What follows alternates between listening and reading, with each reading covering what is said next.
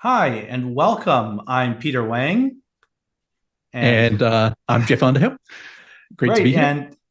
And so we're here today to talk a bit about Graviton on AWS and Anaconda, and speeding up and having really great performance with all sorts of AI machine learning workloads. So look forward to a great conversation. And to start off, I'll just say a couple words for those who don't know about Anaconda. I'm the CEO and the co-founder. And at Anaconda, our goal has always been to try to make the complex open source ecosystem around Python for data and ML and AI easy to use for users on all platforms, give users a lot of choice so they can do their work and be able to work from their laptop to server and cloud to business and enterprise environments. And then, of course, we contribute a lot to a lot of great open source projects to keep moving the ecosystem forward. Jeff, you want to tell us about Graviton? Yeah, sure. So I'm Jeff Underhill with Amazon Web Services. So we have web services running the gambit from EC2 for just compute access all the way through to fully managed services. And similar to you, Peter, our plan here is to provide choice to our customers. You have a software offering with a broad array of software. We want to make sure that people can run that however and wherever they want, from their laptop to experimentation in the cloud, all the way to running a large workloads in the cloud. And as part of that, one of our innovations, so we've been developing silicon for years. Nitro system people may be familiar with. Specific today, we want to talk about Graviton, which is our general purpose processor. We introduced it back in 2018. We're coming on almost 5 years of Graviton now.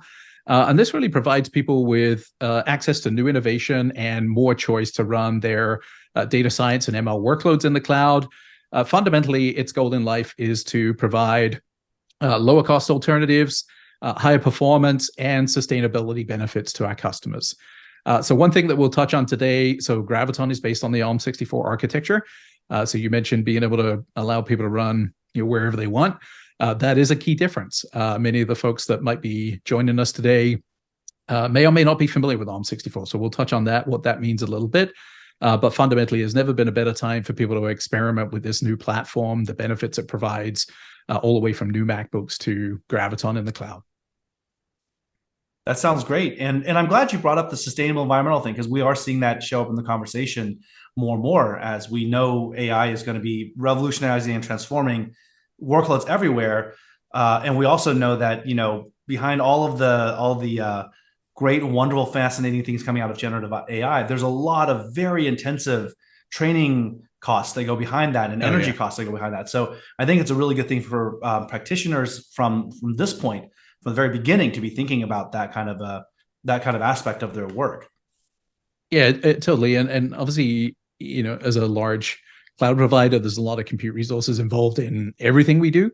Right. And so we want to set out with that as an important part of our mindset too. Graviton's a key part of that equation. Amazon is also one of the largest procurers of renewable energy.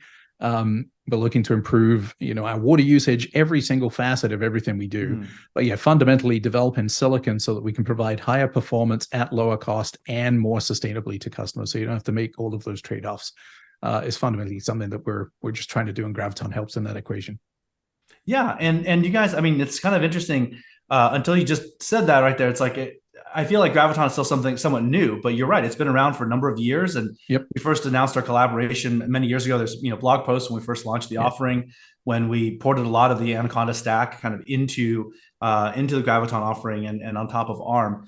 And Yeah. so, I mean, I think it's something that obviously there's it's new to a lot of people. That's why we're doing this, to tell more people about it. But at the same time, it's also been quite well adopted, right? You guys have quite a number of customers already on it and taking advantage of the platform. Is that right? Yeah, absolutely. So great. You point out our history. So yeah, 2021 is the first year that we introduced the Anaconda platform on Graviton. Mm-hmm. At that point in time, we had our Graviton 2, second generation of processor. Um, of our top 100 customers by usage, all of them have some Graviton usage today.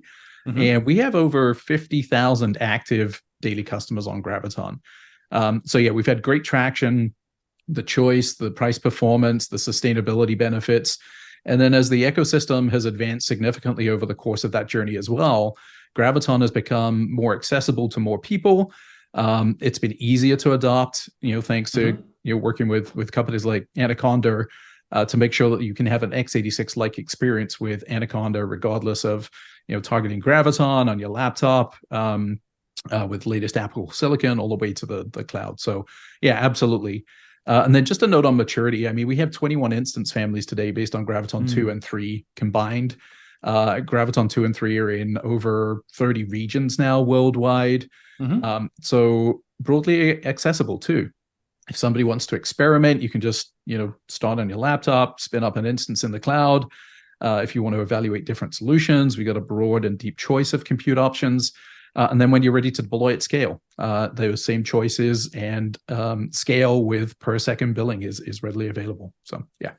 Yeah. And for folks who want to know a little bit more about that, we do have a blog post that we jointly did. Vishal and Valerio wrote a blog post on doing a full ML lifecycle with Anaconda on top of Graviton, right? And I do think that, and I may be reading this a little bit wrong, but certainly many people that I encounter in data science, they try not to think about hardware if they don't have to, right? And they just sort of like whatever works. But so I think people in general will tend to think of ARM as kind of maybe an alternative, or as even we're talking here somewhat of like, oh, Graviton is something you should go try and do. And so ARM may seem kind of different than the standard default mentality around x86. But so many data scientists are also, they're on MacBooks, right? Which are now, if you have a recent one, that's also an ARM platform. And the fact that you can be doing your data science and doing your Pandas exploration and Jupyter notebooks on your laptop, but then deploy your models out into the server, you're already starting on ARM. You could stay on ARM and actually be a bit cheaper for you and better price performance in many cases, right? Yeah, and it's been an interesting journey because, as you say, if we do our job right, people shouldn't care, right? It's there's this alternate thing. I can experiment and determine is it the best thing for my particular use case? Does it meet my business technical objectives? And I kind of don't care. The reality is, of course, at some level, you ultimately do care, and that's been improving over time. But it's been an interesting journey for me working on Graviton the whole of that time, going from the early days where everything seemed to be x86 based and developers would have their MacBooks and they're like, how do I even build for ARM? Right. And now, of course, many of them covet their laptops. They like the performance, the battery life they're getting from Apple Silicon. And so now many of them are actually running on ARM, whether they know it or not. Right. And we sort of live in this multi-arch world. So to your point, it's not necessarily about that transition. It's about having that choice and supporting both equally and being able to say, okay, which is the one for me? What's the benefit? What am I trying to get? And having a seamless experience in, whichever of those it is.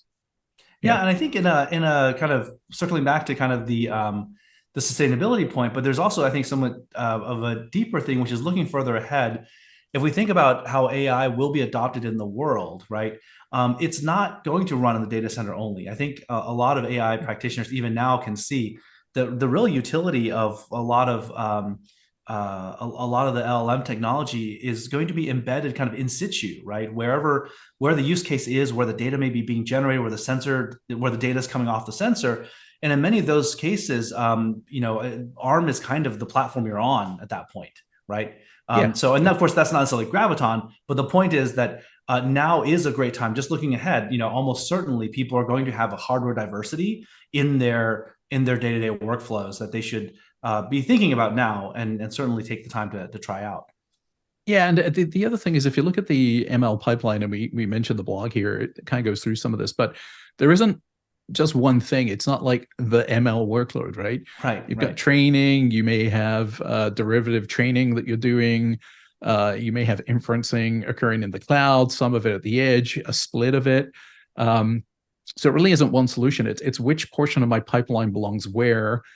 Can I do what I need to do, and can I do it as efficiently, cost efficiently, and energy efficiently as possible, right?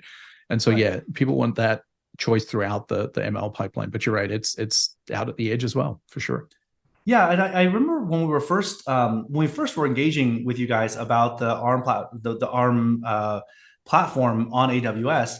At the time, that was in the very early days for deep learning, and it was much more about, hey, can we showcase data science workloads running maybe in a more price performant manner? And the thing about data science workloads, a lot of times they're exploratory, they're not quite at the scale, and frankly, data scientists are always very busy, so they're not going to try something unless they sort of have a confidence there's going to be some upside. But I Yeah. think as we're moving into this time now, but even then, I could see that the future was going to be a very heterogeneous one from a hardware standpoint, right? And now I think we're seeing like everyone's got new accelerators. Obviously, AWS, you've got Trainium and Inferentia, Yep. but you're not the only ones. Everyone's got new chips either in the process or out already for a variety of things. So people do have to think about which workflow they have and think about what am I optimizing for in that workflow, right? If I'm a sole data scientist looking to burst compute into the cloud because there's a big memory machine or there's more cores than my laptop, okay, that's a burst workload kind of a thing.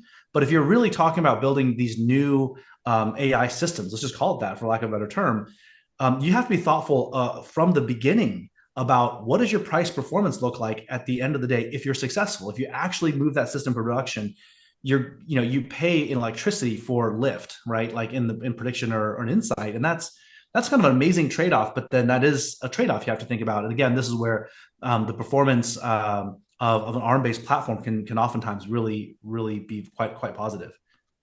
Yeah, and I think that dovetails really well with a lot of what we're doing in the cloud as well, right? So Mm-hmm. we have a variety of instance types: Intel, AMD, Graviton, multiple generations of each, GPUs, as you mentioned, Inferentia and Trainium. And throughout the practitioner's solution, they're going to probably want different parts of that puzzle. Beauty of the cloud is it's accessible. You have an AWS account, you can spin up any of these anytime you want. Single one for experimentation, hundreds or thousands of them for training a large model or whatever you're trying to do. And we continue to iterate on that. So just, you mentioned early on, we were looking at Graviton and some DL inference workloads, but the generational changes we're making here too with Graviton 3. So it has 25% higher single threaded performance. It added a native bfloat 16 data type, doubled the floating point units, added DDR5 memory. So we're seeing these huge leaps in capability as well. So customers and mutual customers and practitioners have that flexibility to experiment. It's like, what does that do to my workload? Does it mean I can do something that wasn't previously possible on a CPU and benefit from the ease of use and programmability of a CPU without having to go to an accelerator? So yeah, it's just great to see the progress over time and bringing that choice to our mutual customers really. Yeah, I'm for the customers who don't know, we've been partnered with AWS for quite some time, and we provide the software runtime inside many of the different offerings in AWS, specifically for deep learning and for these various aspects. And our, as the founder at Anaconda, like our goal was to democratize access to these wonderful tools in the scientific Python ecosystem. And we've succeeded quite well, like beyond our wildest dreams to some extent. But the challenges there still happen, right? When you have a Wild West open ecosystem, a lot of great innovation from tens of thousands, hundreds of thousands of people, maintainers and coders. And for users, trying to manage that software stack for themselves is very, very difficult, right? And so as Anaconda, we're seeing not only is there diversity of software maintainers and projects, but with the diversity of hardware, our job becomes even more important, right? And so we see ourselves and the value we provide for our users is that portability and that choice. Just as as the platform vendor for the infrastructure, you guys are trying to provide the best price performance for whichever workload. We want to make sure that users, the reason you use Anaconda, I mean, maybe you used it because you were just getting started data science or something, but the reason you continue using Anaconda and Conda environments and really a lot of those hard to install, hard to manage extension packages. The reason why people tend to use us is because they just know whatever hardware platform they're on, if they use the Conda environment for these things, they are not going to, run into a bunch of different kinds of weird errors. And generally, it's pretty performant. Now we're trying to do even more work as time moves on here to do really optimized builds and to work with the hardware vendors and the platform vendors to provide really optimal experiences for, the big popular frameworks like PyTorch and TensorFlow and others. And I know you guys have done some work with those projects as well, right? And like stepped up more to being part of the ecosystem.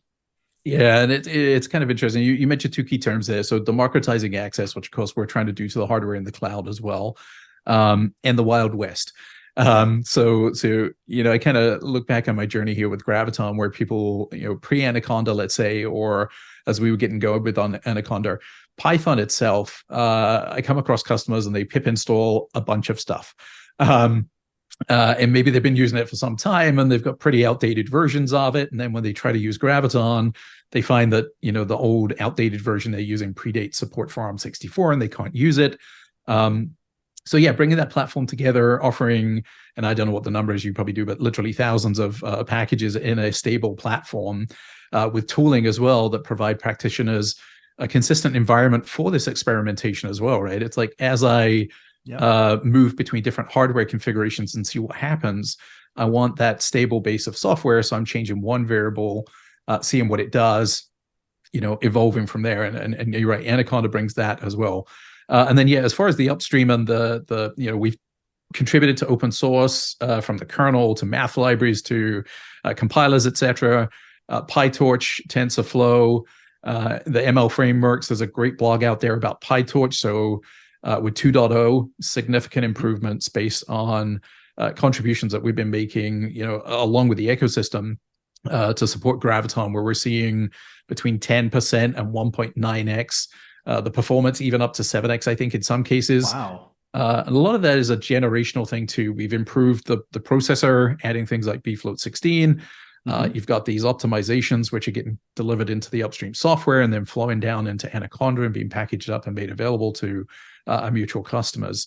But yeah, there's some significant gains to be had as you pair those hardware innovations with a lot of the open source contributions and optimizations that we're both delivering to our customers.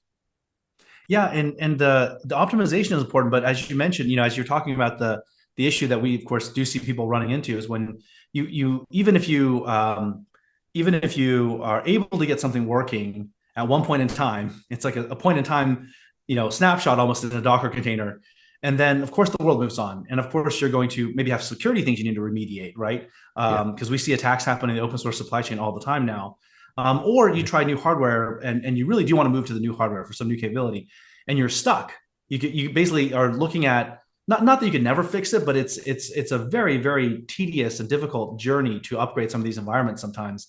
But that just underlies sort of a deeper problem, which is as these AI and ML systems become core parts of people's business and product offerings, reproducibility and auditability, right? All of those things are really become first-class concerns. And the interesting thing, if you think about, you mentioned bfloat 16 and these SIMD pipelines, as new optimizations come out and people use different quantizations and whatnot, you could end up with performance with actually different results.